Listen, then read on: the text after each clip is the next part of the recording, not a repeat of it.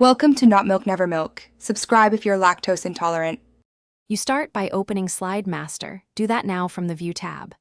Once open, select the topmost master layout because changes their cascade to all layouts. That's why you pick the root master first. Make one quick backup. Duplicate the master so you can revert if needed.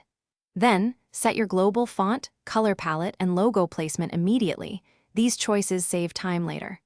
By beginning at the top master, you enforce consistency across every slide, which prevents manual fixes slide by slide. Now customize the individual layouts beneath the main master. Choose a title slide, content slide, or section header, and edit each specifically because layout level tweaks give targeted control. Insert and resize placeholders for text, images, and charts.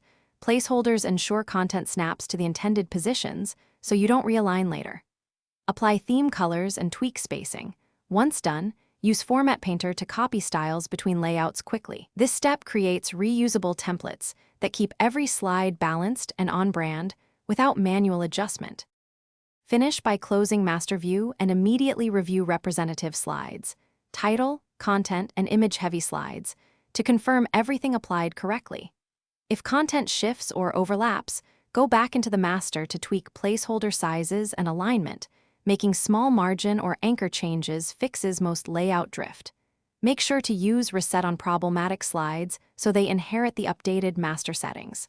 If anything breaks, revert to the duplicated master you saved or reset single slides. That quick fallback saves time and keeps your present. Thanks for watching. If this was helpful, leave a like and consider subscribing. See you next time.